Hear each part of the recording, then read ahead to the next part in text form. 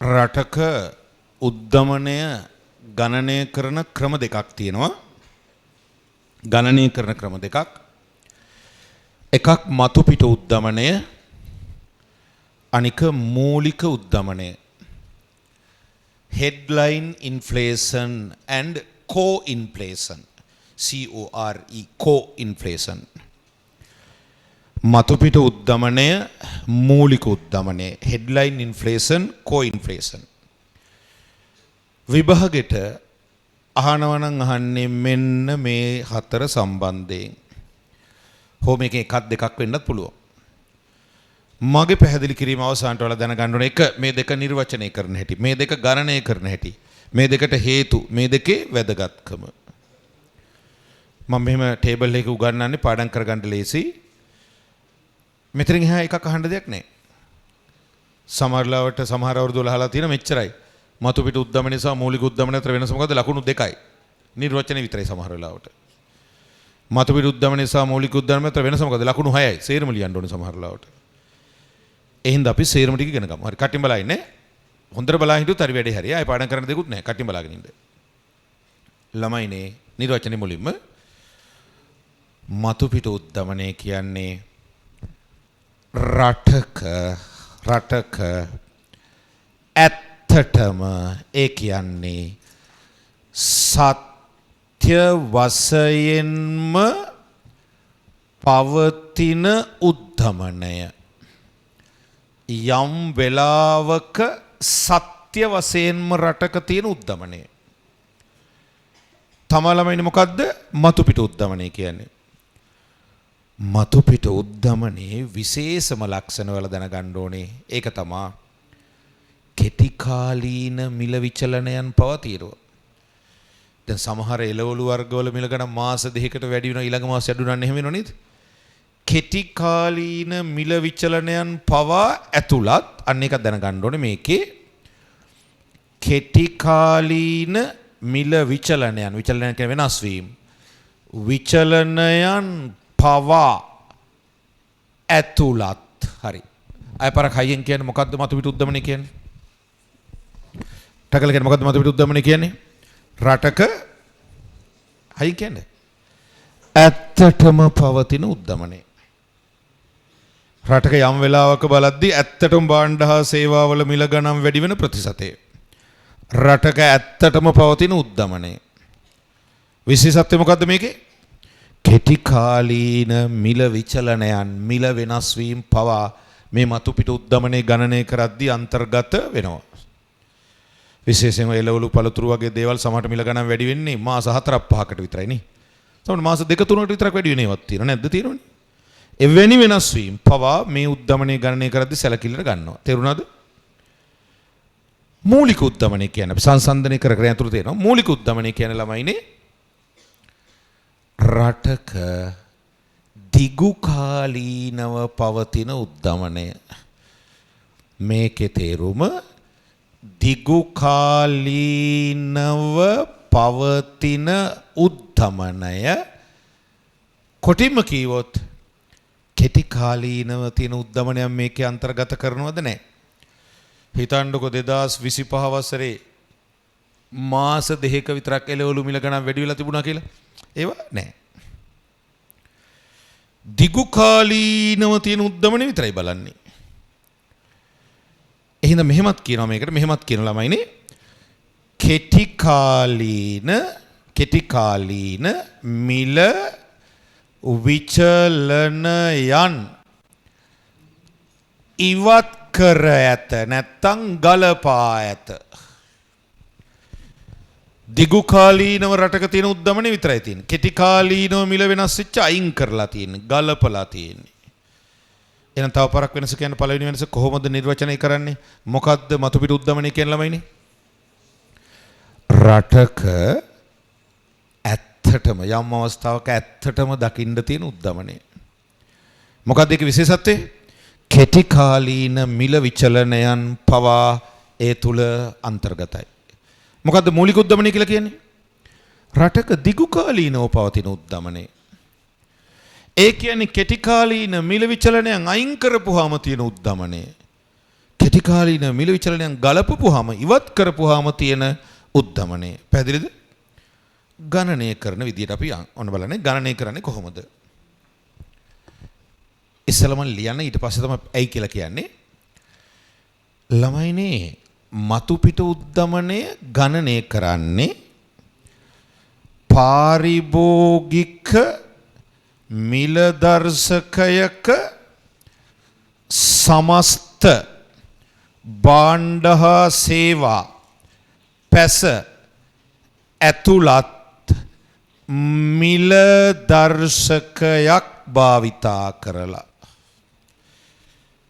දෙපාරක් විතර කියවන්න එක කොහොමද මම තේරුම කියන්නම් කොහොමද ළමයිනේ මතු පිට උද්දමනය ගණනය කරන්නේ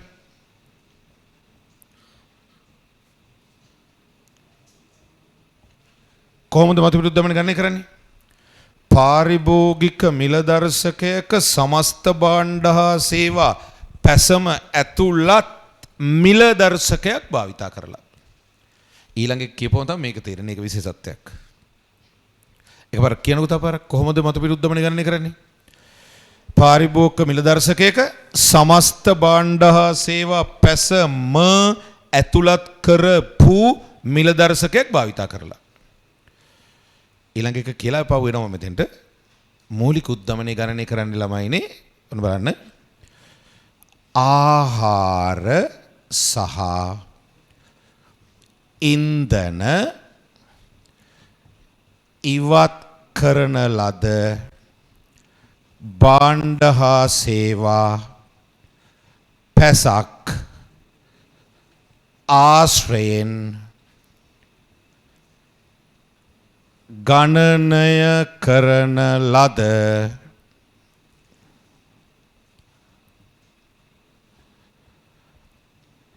මිල දර්ශකයක් භාවිතයෙන්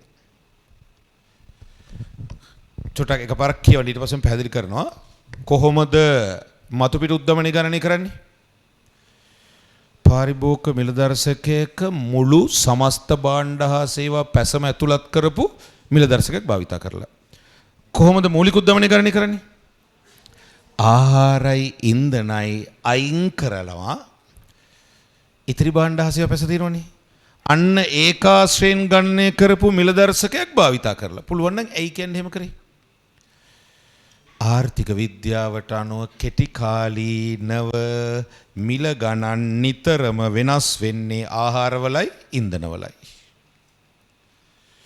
හොඳට අහගන්න ආර්ථික විද්‍යාවට අනුව කෙටි කාලීනව මිල ගණන් වෙනස් වෙන්නේ නිතරම වෙනස් වෙන්නේ මොනවාගේද ආහාරවලයි ඉන්ධනවලයි ආහාර ඉන්ධනයි අයින් කරනවා කියන්නේම කෙටි කාලීන මිල වෙනස් වීම අයින් කරා සමානයි තේරුණාද මොකද මේකේ තියෙන දිගු කාලීන උද්දමනයනේ කෙටි කාලීන මිල විචලනයෙන් අයින් කරා කියලා මම කිව්ව නේද අයින් කරන්නේ කොහොමද ආහාරයි ඉන්ධනයි අර භාණ්ඩ පැසෙන් අයින් කරන එච්චරයි ආර්ථික විද්‍යාවට අනුව කෙටි කාලීනව නිරන්තරයෙන්ම මිල වෙනස් වෙන්නේ ආහාරවල ඉන්ධනවලයි.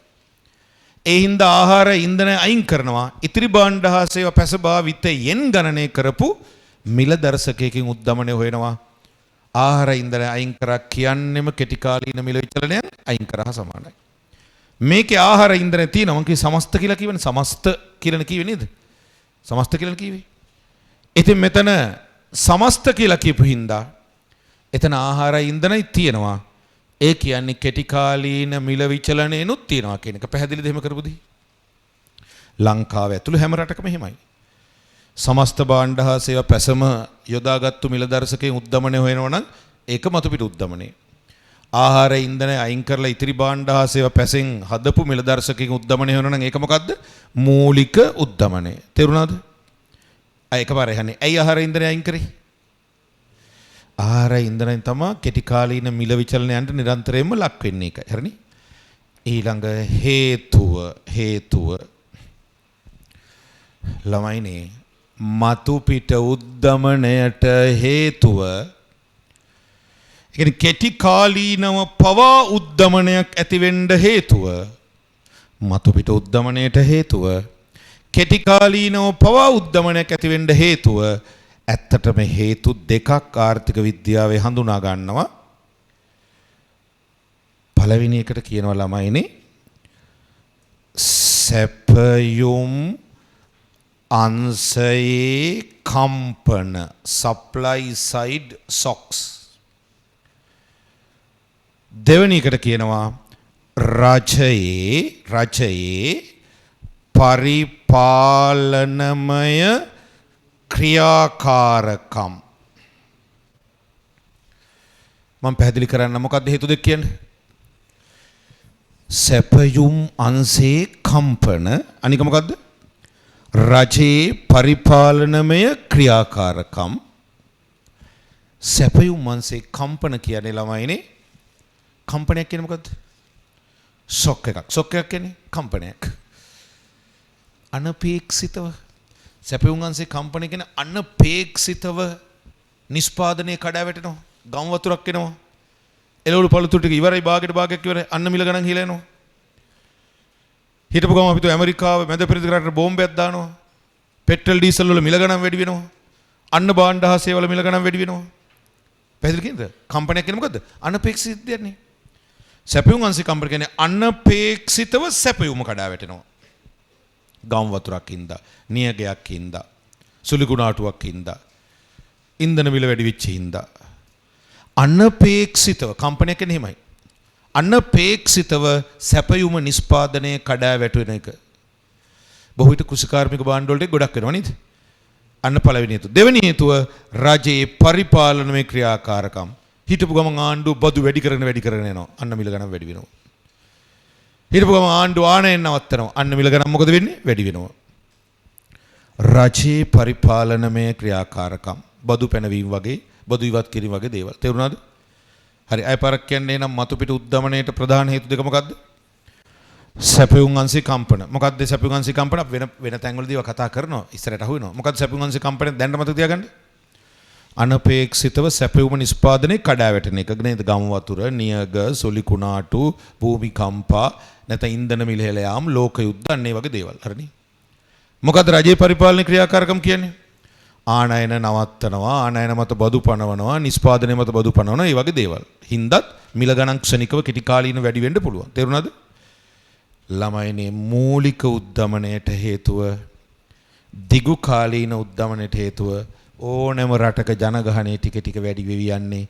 ඒ හින්දා රටක සමාහාර ඉල්ලුම වැඩි වෙන එක ළමයිනේ. මේකට හේතුව තමයි සමාහාර ඉල්ලුමේ වර්ධනය. රටක සමස්ත ඉල්ලුම අඛණ්ඩව වැඩි වෙන එක.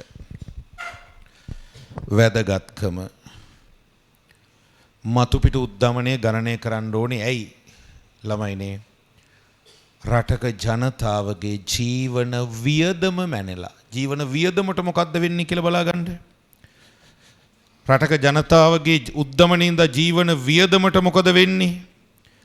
ඒ හින්දා ජීවන තත්වයට මොකද වෙන්නේ වගේ දේවල් ඇස්තමේන්තු කරන්න මොකක්ද ඕනේ? මතු පිට උද්දමනය ඕනේ. මොකද මාසයකට දෙකකට එළවලු සහල් මිල වැඩි වුණා ජීවන වියදමට ඒක බලපානව නේද? ජනතාවගේ ජීවන වියදම වැඩි වෙනවද? ජීවන තත්වයට මොකද වෙන්නේ? ඒ වගේ දේවල් මනින්න ඕන වෙන්නේ මොකද්ද? මතු පිට උද්දමනය. භාණ්ඩ ආනයනය කරන්න වෙනත් රටවල් එක්ක වෙළඳ ගිවිසුම් අත්සන් කරන්න ඕනේද? භාණ්ඩ ආනයනය කරන්න ඕනේද? මිල අඩු කරන්න පොහොර සහන ආධාර දෙන්න ඕනේද? වගේ ප්‍රතිපත්තිමය තීරණ ගන්න වැදගත් වෙන්නේ මොකද්ද? මූලික උද්දමනය. මේකේ වැදගත්කම තමයි ප්‍රතිපත්තිමය තීරණ ගැනීමට. දැන් උදාහරණයක් සමෙන් හිතන්නකෝ. මේ හිතන්න ලංකාවේ සහල් මිල වැඩි චීනෙත් එක්ක වෙළඳ ගිවිසුමට යනවා සහල් ආනයනය කරන්න. ඒක මතු පිට උද්දමනයේ දිහා බලලා එහෙම තීරණ ගන්න හොඳ නැහැ. මොකද මතු පිට උද්දමනය කියන අද තීරණ හෙට නැහැ වෙන්න පුළුවන්. ඒක ඒවා ගැන හිතලා ලොකු වර්ධි වෙළඳ ගිවිසුම වගේ ප්‍රතිපත්ති තීරණ ගන්න හොඳ නැහැ. මූලික උද්දමනයේ වැඩි නම් ඒ කියන්නේ දිගු කාලීන උද්දමනයේ වැඩි. අන්න ඒ වගේ ප්‍රතිපත්තිමය තීරණ ගත්තට කමක් නැහැ. පැහැදිලිද? හරි. ටක් ගාලා සාරාංශයක් දෙන්න. නිර්වචනය කරන විදිහ කියන්නේ. මතු පිට උද්දමනයේ ඇත්තටම පවතින උද්දමනයේ කෙටි කාලීන මිල විචලනයන් එකේ තියෙනවා. මේක දිගු කාලීන උද්දමනයේ කෙටි කාලීන මිල විචලනයන් එක ඇතුලේ නැහැ. හරි. ගණනය කරන්නේ කොහොමද? පාරිභෝගික මිල දර්ශකයේ සමස්ත භාණ්ඩ පැසම භාවිතා කරපු මිල දර්ශකයකින් මේකේ ආහාරයි ඉන්ධනයි ඉවත් කරන ලද භාණ්ඩ හා සේවා පැසක් භාවිතෙන් ගණනය කරපු මිල දර්ශකයකින්. ඇයි ආහාරයි ඉන්ධනයි අයින් කරන්නේ? මම අහන්නේ නැහැ කියලා නේ ඉස්සෙල්ලා කිව්වා. නමුත් අවසන් වතාවට කෙටි කාලීන මිල විචලනයන්ට නිරන්තරයෙන්ම ලක් වෙන්නේ ආහාරයි ඉන්ධනයි. මතු පිට උද්දමනයට හේතු නැත්නම් කෙටි කාලීන උද්දමනයට හේතු සැපයුම් අංශේ කම්පන රජයේ පරිපාලනයේ ක්‍රියාකාරකම්. සැපයුම් අංශේ කම්පන කියන්නේ අනපේක්ෂිතව සැපයුම් නිෂ්පාදනයේ කඩා වැටෙනවා. රජයේ පරිපාලන ක්‍රියාකාරකම් කියන්නේ ওই බදු පැනවීම, කෝටා පැනවීම, ආනයන නැවැත්වීම වගේ දේවල්. හරිනේ. ඊළඟට මූලික උද්දමනයට හේතුව සමාහාර ඉල්ලුම වැඩි වෙන එක. මොකද්ද මතු පිට උද්දමනයේ වැදගත්කම? ජීවන වියදම ජීවන තත්වයට වන බලපෑම හොයන්න. මොකද්ද මූලික උද්දමනයේ වැදගත්කම? ප්‍රතිපත්තිමය තීරණ ගන්න. ළමයිනේ ටෙලිවිෂන් එකේ ඔය එක එක සාකච්ඡා යනවනේ දැන් මම කියන්නේ හැම රජයක් එද්දිම රජයේ විපක්ෂ එකතු වෙලා දැන් ඒතර විපක්ෂය හැම වෙලාවෙම බහිනවා සමහරට උද්දමනයක් තියෙනවා කියලා රජයේ කියනවා මොකද්ද උද්දමනයක් නැහැ කියලා ඔහොම යන්නේ. එතකොට මම දැකලා තියෙනවා සාකච්ඡාවල තියෙන රාජ්‍ය සේවකයෝ හින්දා වැඩි අර දේශපාලනයට ලිමිටඩ් විදිහට සම්බන්ධ වෙන්න පුළුවන්. සමහරවට මම දැකලා තියෙනවා මතු පිට උද්දමනය අඩුයි නම් රජෙන් කියන්නේ ඒක තමයි හැම වෙලාවෙම කියන්නේ. මූලික උද්දමනය අඩුයි නම් ඒක ගැන තමයි හැම වෙලාවෙම කියන්නේ. සෙන්ට්‍රල් බැංක් රිපෝට් එකේ මේ දෙකම තියෙනවා. මම චූටි ප්‍රශ්නයක් අහන්නම්. යම් අවස්ථාවක මතු පිට උද්දමනයේද ඉහළා ගයක් තියෙන්නේ මූලික උද්දමනයේද? යම් අවස්ථාවක වැඩියෙන් පේන්නේ මතු පිට උද්දමනයේද මූලික උද්දමනයේද? යම් අවස්ථාවක වැඩිපුර පේන්න තියෙන්නේ ඉහළා ගයක් තියෙන්නේ මතු පිට උද්දමනයේද මූලික උද්දමනයේද? මොකද්ද? නෑ ළමයින් ඕන එකක් වෙන්න පුළුවන්. ඒ කොහොමද දන්නවද? මෙහෙම ඔන්න බලන්න. අනිකුත් භාණ්ඩ හා සේවා වලට වඩා ආහාරයි ඉන්ධනයි වල මිල ගණන් ගොඩාක් වැඩි වෙනවා නම් අනිකුත් භාණ්ඩ හා සේවා වලට වඩා ආහාරයි ඉන්ධනයි වල මිල ගණන් ගොඩාක් වැඩි වෙනවා නම් මතු පිට උද්දමනයේ විශාලයි මූලික උද්දමනයේ අඩුයි. හරිද?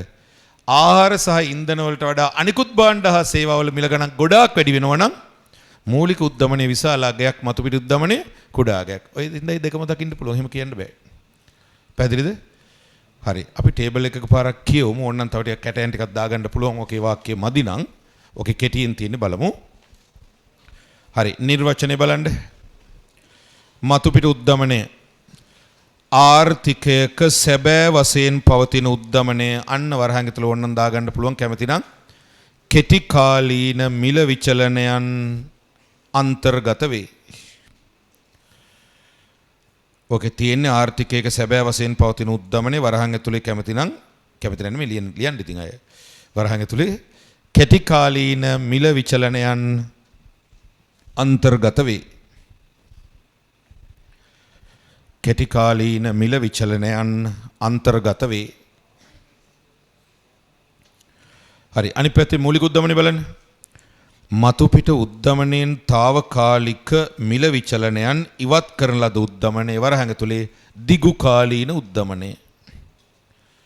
වරහන් ඇතුලේ දිගු කාලීන උද්දමනය. වරහන් ඇතුලේ දිගු කාලීන උද්දමනය. හරිනේ. ඊළඟ ගණනය කරන ක්‍රමය බලන්න. මතු පිට උද්දමනයේ පාරිභෝගික මිල දර්ශකයක සමස්ත භාණ්ඩ හා සේවා පැසම භාවිතා කරයි. හරිනේ. අනිත් පැත්තේ පාරිභෝගික මිල දර්ශකයක ආහාර සහ ඉන්ධන ඉවත් කරන ලද භාණ්ඩ හා සේවා පැස භාවිතා කරයි. ඒකේ ලියන්න දෙයක් නැහැ. සේරම තියෙනවා. ඊළඟ හට ගැනීමට හේතු සැපයුම් අංශේ කම්පන සහ රජයේ පරිපාලන ක්‍රියාකාරකම් හරි. අනිත් පැත්තේ සමාහාර ඉල්ලුම ඉහළ යාම එකත් හරි. ඊළඟට ගණනය කිරීමේ අරමුණ අන්නතර අරමුණ වැදගත්කම දෙකම ලියන්න. අරමුණ ඇලයිරක් වැදගත්කම. ගණනය කිරීමේ අරමුණ ඇලයිරක් වැදගත්කම. මතු පිට උද්දමනය ජීවන වියදම මැනීම සඳහා තපුඩි කැලක් දාගමු. ඕන වරහන් ඇතුලේ ජීවන තත්වයට වන බලපෑම ගණනය කිරීම.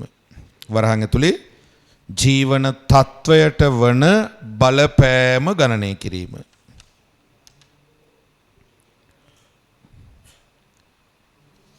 ජීවන තත්වයට වන බලපෑම ගණනය කිරීම.